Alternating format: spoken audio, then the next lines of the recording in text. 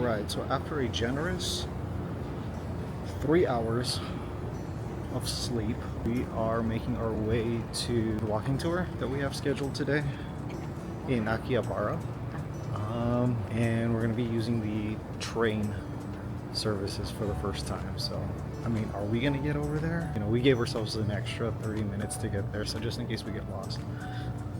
But, yeah. See you guys there. For the walking tour, we had to meet outside of this store that was selling collectibles based from video games. And we got there kind of early, so we kind of just walked around.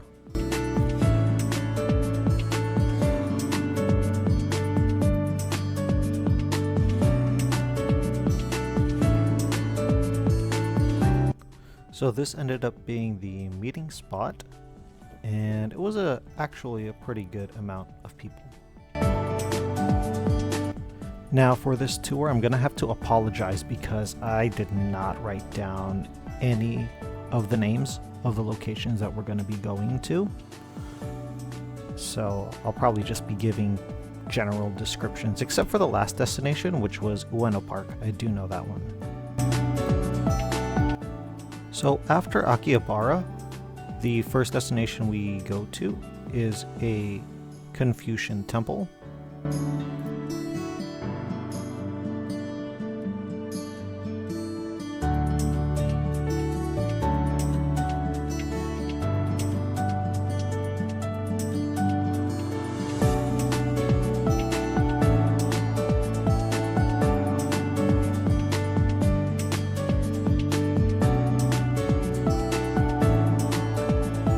Our next destination was a Shinto temple, and our tour guide briefly showed us how to do the little ceremony of washing your hands before you go into the shrines.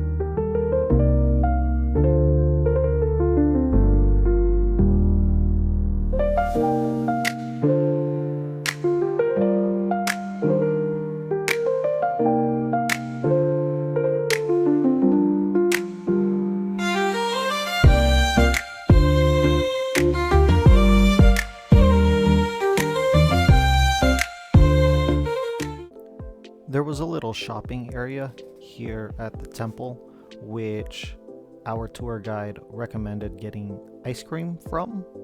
It was actually pretty good.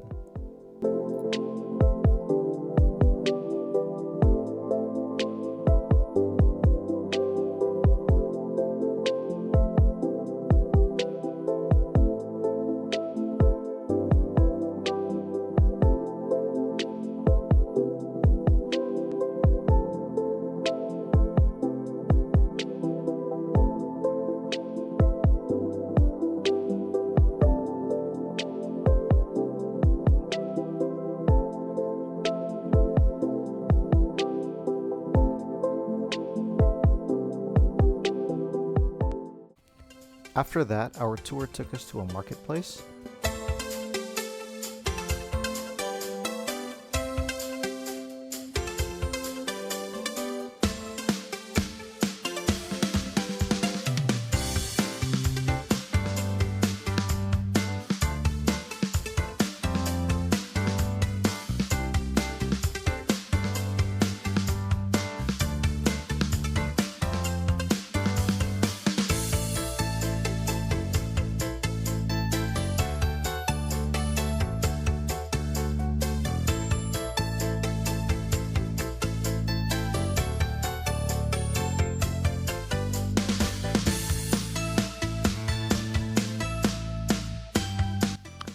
And finally, we make it to Ueno Park.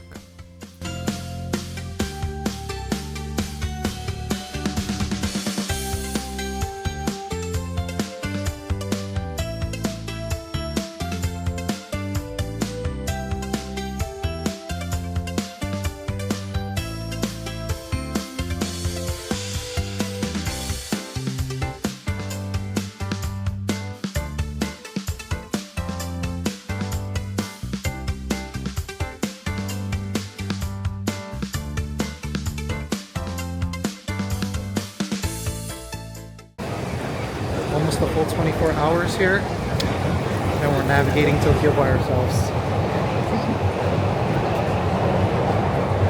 It's actually not that hard.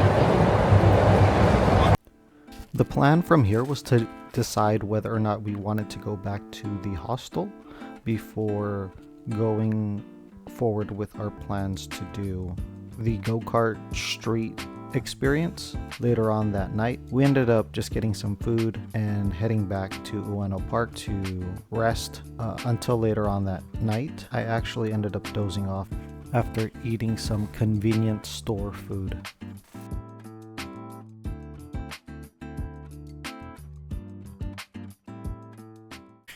Alright, so this is the go-karts.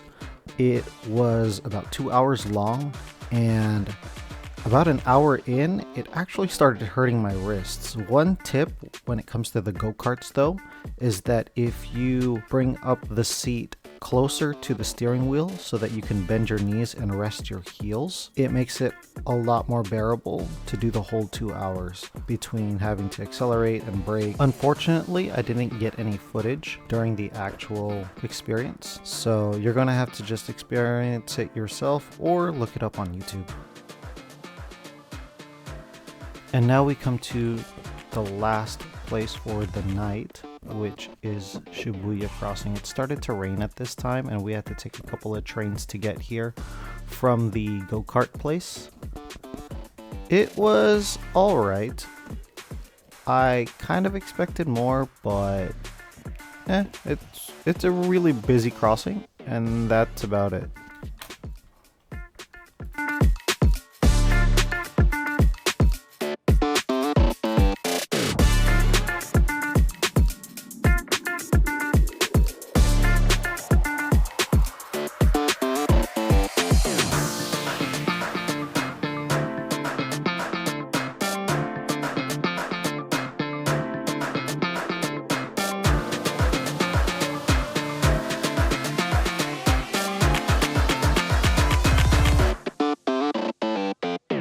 And with that, at this point, I am tired and just want to catch up on some sleep before heading out to Mount Fuji for day 3. That was beautiful. Don't forget to like, comment, and subscribe.